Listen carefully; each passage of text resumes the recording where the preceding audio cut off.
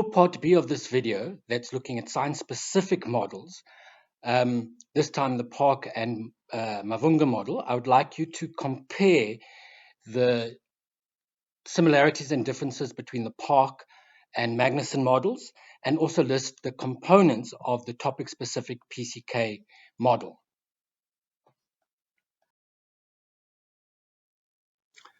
Okay, welcome back to the second part of the knowledge bases for teaching that you need for implementing the curriculum and planning to teach in highly complex ways. So it's also important to understand how they interact and how their interaction influences teaching. So Grossman started considering how do these various single components interact? How do those interactions impact on teaching? And this is where the next model we're going to look at, done by Sunye Park. She looked at the integration her model was based on. So here's Sunye Park. She's a professor in STEM education, and this is her model, PCK understanding and enactment. So she's looking also at enactment in the classroom. Orientations to teaching science, so beliefs about the purposes of science learning, decision-making in teaching, beliefs about the nature of science, those all impact on your orientation to science teaching. That will influence your knowledge of science curricula, what curricular materials to use, curricular saliency. Here she introduces curricular saliency, the idea of sequencing specific concepts in a particular sequence. Which are the most important ones? Which are least important?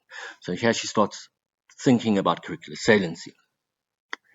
And also you need knowledge of the horizontal and vertical interaction of the curricula. So you teach reactions of chemical reactions to grade 8. In grade 9, you look at the reactions of acids and bases. So you need that horizontal and vertical curricular knowledge. That will influence your knowledge of student understanding of science. So what are the misconceptions? What are the learning difficulties? How do you motivate and interest students? What are their needs in terms of learning science? That has an influence on your teacher efficacy. So here she brings in another affective domain, which is your efficacy, okay, about teaching a particular domain or in a particular context. So it's context specific. If difficult to discipline, do you have the belief that you can control the class and let them teach science? Maybe you didn't do chemistry, now you're teaching chemistry topic. You don't have that self-efficacy to believe that you can teach that topic well. That is all that influences your knowledge of instructional strategies. So based on your self-efficacy, you will choose which strategies will work for you. There again are the subject-specific strategies, topic-specific strategies, the representations and activities, and that then will influence your knowledge or how you assess science. So the dimensions of science learning to assess and the methods of assessing science learning. So that was her model, where there's this integration. You reflect in action, you reflect on action. There's this integration that develops your PCK. So she transformed this into a hexagonal model for science teaching. But it's based pretty much on the Magnuson model. What she has included here is teacher efficacy. So the result of her study, because she actually observed pre-service teachers in action, was that PCK was developed through reflection in action and reflection on action within given instructional contexts. So it develops through reflection, both while you're teaching the enactment and after you've taught and you reflect on your lesson. Teacher efficacy emerged as an effective affiliate of PCK. So in other words, if you don't have the self-efficacy in the belief in yourself and your abilities, you hinder your PCK development. Of course, being overconfident as well and thinking you're better than you actually are. Also, you won't develop your PCK because you think there's nothing to learn. Now, the students, in other words, the learners in the class, had an important impact on PCK development. So your students will play a vital role in how you develop your PCK. If you're teaching difficult groups, for example, you might avoid particular instructional strategies, but that helps develop your PCK. Students' misconceptions also played a significant role in shaping PCK. So if students had misconceptions, whatever those misconceptions were, you have to then think of alternative explanations to help students understand the correct science content, and that students' misconceptions do play a significant role in shaping your PCK. But you found that PCK was idiosyncratic in some aspects of its enactment. So in other words, the same teachers, or let's say the same group of student teachers, taught by the same person, for example, teaching the same topic, one student's PCK interaction of the components was different to that of another student. So it's idiosyncratic. It's also like between topics. So you might have good PCK in one topic, bad PCK in another topic. So these results show that PCK can be topic or is topic specific. This conceptualization of PCK, stresses the importance of the coherence and integration of those 6 components for effective teaching. So you need this integration and this coherence. Having good knowledge of students, being bad in the rest is not effective teaching. So you need this integration of the components for effective teaching. The 6 components influence one another in an ongoing way, and the influence is contextually bound. So whatever your context is, that is how the 6 components will influence each other. If you're in a bad context, for example, or a school with lots of resources, as another example, that will kind of influence, that context influences your development of PCK. In order for effective teaching to occur, teachers have to integrate the components and enact them in that given context. So there needs to be this interaction of the components within your given context for effective teaching. The integration of the components is accomplished through this complementary and ongoing readjustment, both through your reflection on action and your reflection in action. So the only way you can learn to integrate components is through this complementary and ongoing readjustment of your thinking through reflection. Through reflection on action, the teachers realize the need for an expansion or modification of their planning or repertoires for teaching a particular topic. So afterwards you can think, I need more things to do with them to help them understand. As a result, they made additions to reorganized or modified the existing body of PCK for teaching a particular topic. So this is how we know it's like topic specific, because the reflection on action resulted in changing of teaching a particular topic. Okay, now the topic specific PCK model is now looking particularly at PCK as something that is developed at a topic level. And as you develop topic specific PCK for various topics, that has an impact on developing your overall PCK. Okay, now this model was developed by Professor Mavhunga from Wits University as part of her PhD, and underlying thing is that your teacher and student orientated centered beliefs do influence how you take up your content knowledge and transform your PCK. So the professional knowledge bases that form part of bringing together your PCK for a topic with your knowledge of the context, knowledge of students, your subject matter knowledge, and your general pedagogical knowledge. Okay, your knowledge of students and pedagogical knowledge in particular are drawn into your developing topic-specific PCK. Now, again, PCK was the transformation of your subject matter knowledge. So you have your specific SMK, let's call it K. It gets transformed, it's K prime, it's a new type of knowledge. But that transformation happens through the following 5 components, and this is how the transformation emerges. What is your knowledge of students' prior knowledge? Curricular saliency. What is difficult to teach? what makes it difficult for students to understand, what representations will you use, including your analogies, and bringing those together in a conceptual teaching strategy. So conceptual teaching strategy starts with a problem based on student prior knowledge or what is difficult to teach, and how you sequence your explanations and what analogies and representations you use to help students understand that becomes a conceptual teaching strategy. So it must be conceptual, not just practical work, but practical work that is set up to cause a discrepant event to help students develop understanding. That's a conceptual teaching strategy. Predict, observe, explain. Questioning, if you're trying to pull out what students understand by a particular thing, because you know this area is difficult for students to understand, is a conceptual teaching strategy, but just asking them questions is not. So conceptual teaching strategy must be grounded in one of the difficulties, which could include student prior knowledge, and then you will use those components, like you could use student prior knowledge again, what they learned before, what they need to understand, your curricular saliency, your representations, all integrated and working together to bring students to understand the topic. That is a conceptual teaching strategy.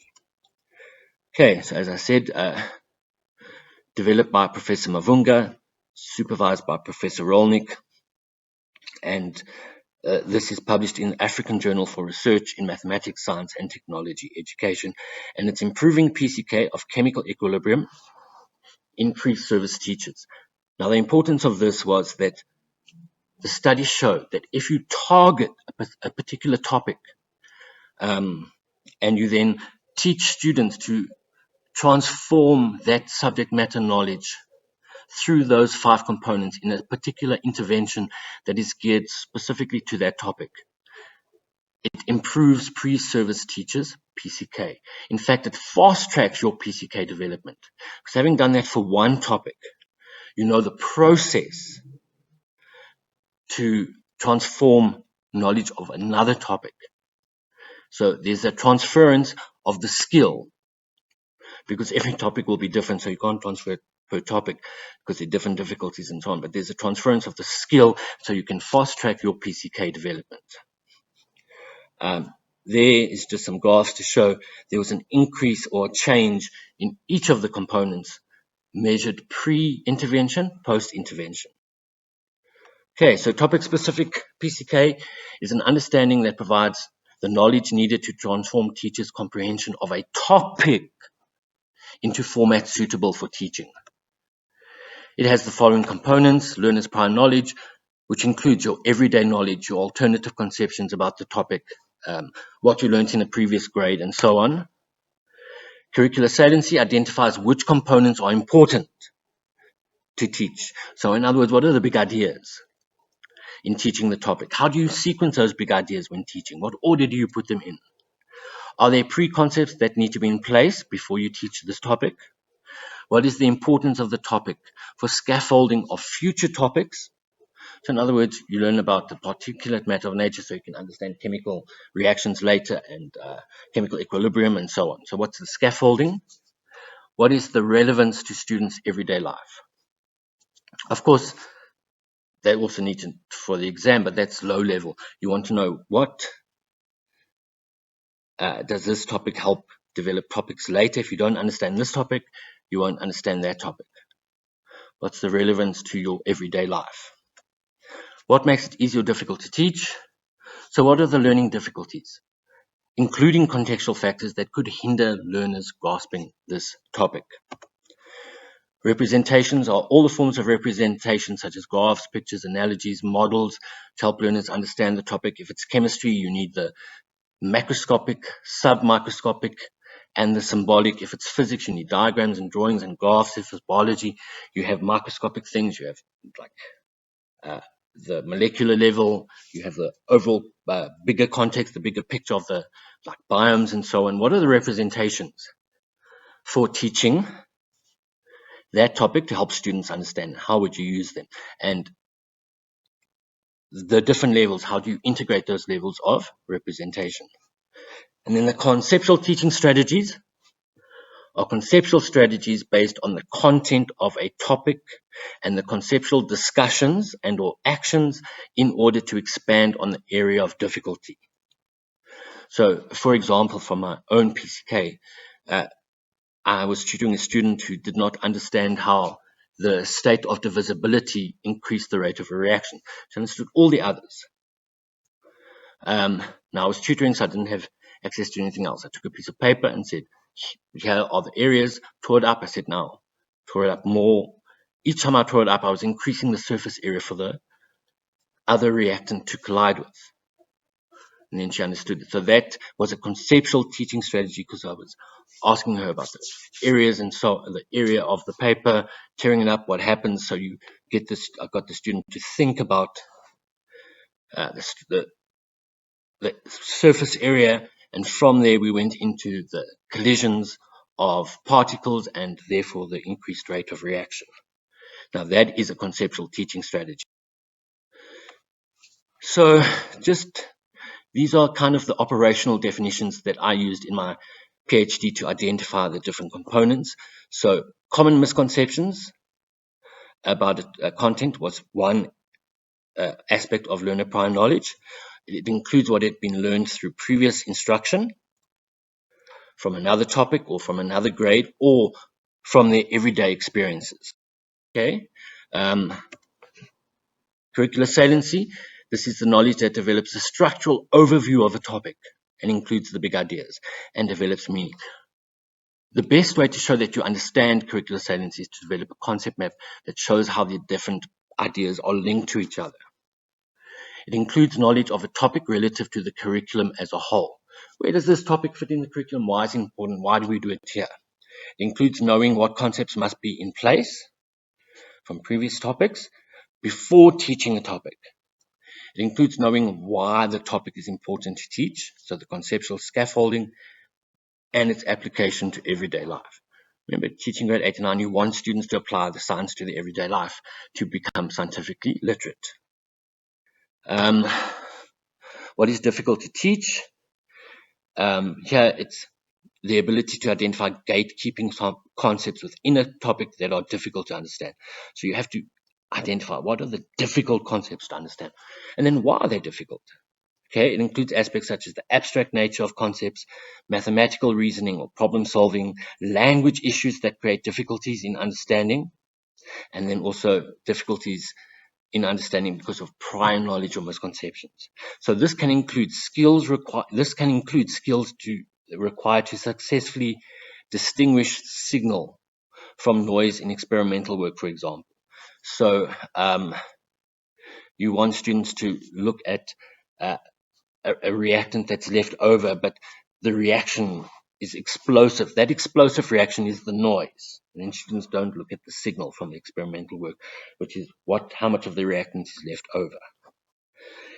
So as a teacher, if you're going to use the experiments, you must also be able to know what is the noise so that you can get students to focus, focus in on what you want them to see rather than the noise, which is just a distraction. And then representations. This is the range of subject matter representations, your examples, your illustrations, your analogies, simulations, metaphors, the models that you use. Okay, it's a whole range of things.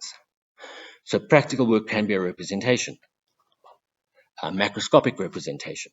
So it must include the tangible macroscopic phenomena, such as experiments and demonstrations, models, to the submicroscopic representations, such as particulate diagrams, and then the symbolic representations, such as symbols, chemical formula, equations, mathematical manipulations, tables and graphs. That is what we mean by representation. And then the conceptual teaching strategies. It must be an effective instructional strategy for a particular misconception or known difficulty, and it has educational purposes. So it must have educational purposes, your teaching strategy. The strategy should be aimed at helping students to move towards the correct understanding of a concept and be integrated with other TSPCK components. So also it has to be integrated. And it does not include the general pedagogical strategies such as just using group work, but it must help students move towards the correct understanding. That is when it becomes a conceptual teaching strategy.